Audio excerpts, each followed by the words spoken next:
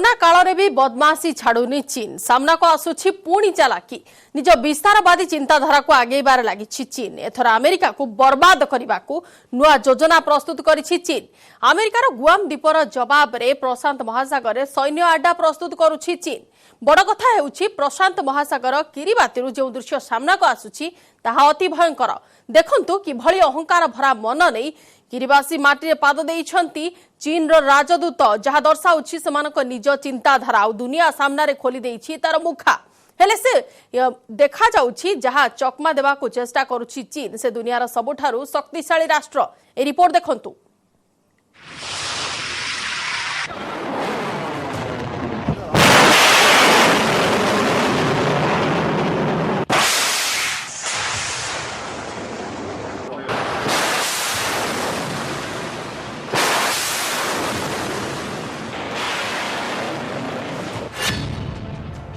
America को बर्बाद करने को चीन रो योजना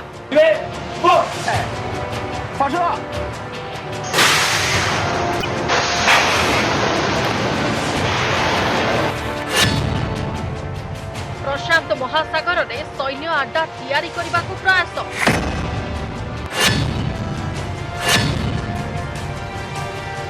अमेरिकार गुआम द्वीप जवाब रे किरिबाती रे चीन रो चाल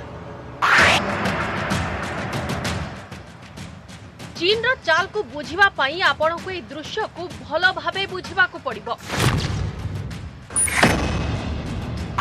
ए दृश्य हेउछि किरिबाती द्वीप रे पहुंचीथिबा चीन राजदूतंकर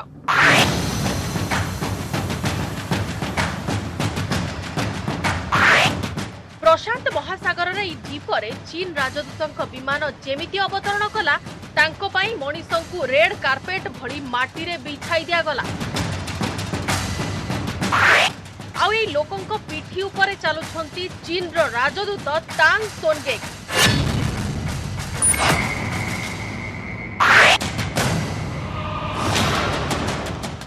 देखंतु किभली तान सोनगेक आखपाखरे हाथ धरी चलुछंती दुई महिला आउ चीन रो राजदूत मनीष पिठी रे चली किरिबाती माटी रे पाद देउछंती राजदूतों सह आसीथिबा तांको पूरा प्रतिनिधि मंडल एमिति चलीथिले किरिबाती द्वीप समूहरु आसीथिबा ई दृश्यर बहु गंभीर अर्थ अछि।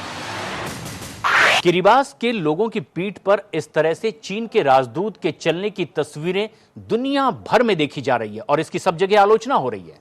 ज्यादातर देश ये कह रहे हैं कि चीन के राजदूत का इस तरह से किरिबास के लोगों की पीठ पे चलने का मतलब है वो ये दिखाना चाहता है कि किस तरह से उसके विस्तारवाद की नीति है और लोगों की जमीन हड़पने की नीति पर वो काम करता है।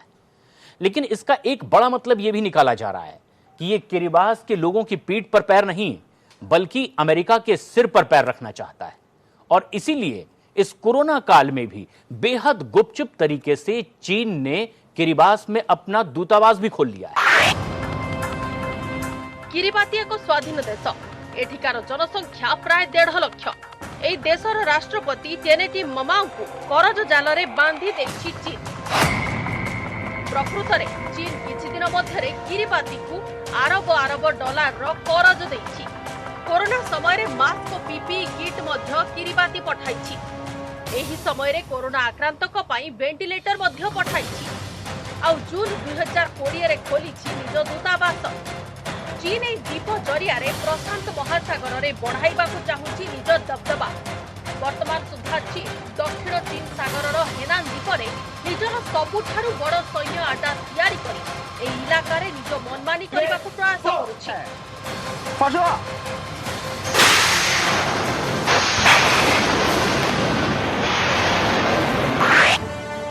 हेले दक्षिण चीन सागर रे अमेरिकार नाभाल बेस गुआम द्वीप रहिछि जोठी तार युद्ध जहाज एवं युद्धपोत सबु बेले प्रस्तुत आउ जेबे भी चीन दादागिरी करबा को प्रयास करे अमेरिकार युद्ध जहाज तार सबु बदमाशी बंद करबा को पहुंची जाती खास सेइथि पई चीन चाहूछि प्रशांत महासागर रे अमेरिका को ता घर निकट रे घेरी जाऊ चीन पई काराबाती द्वीप काहे कि एते खास आसतु ताहा मध्ये जानि देबा।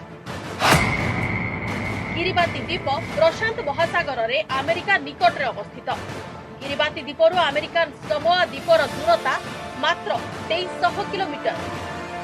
अमेरिकार समोआ द्वीपर टुडुइलारे रही अमेरिकार बड़ नेभी स्थल। आउ ए द्वीपरू वाशिंगटन डीसी दूरता होउछि मात्र 6000 किलोमीटर।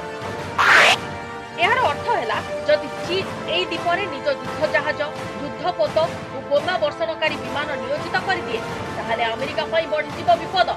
आ प्रशांत महासागर रे मध्य चीन दक्षिण चीन सागर परी मनमानी करी विभिन्न द्वीप को कब्जा करने को प्रयास करिवो।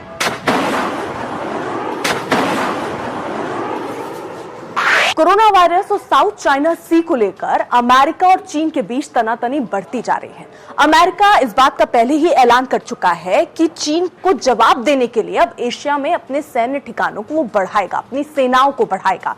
और अगर ऐसे में दोनों देशों के बीच तनाव बढ़ता है तो अमेरिका प्रशांत महासागर में अपने सैन्य ठिकानों से चीन को जवाब दे सकता है।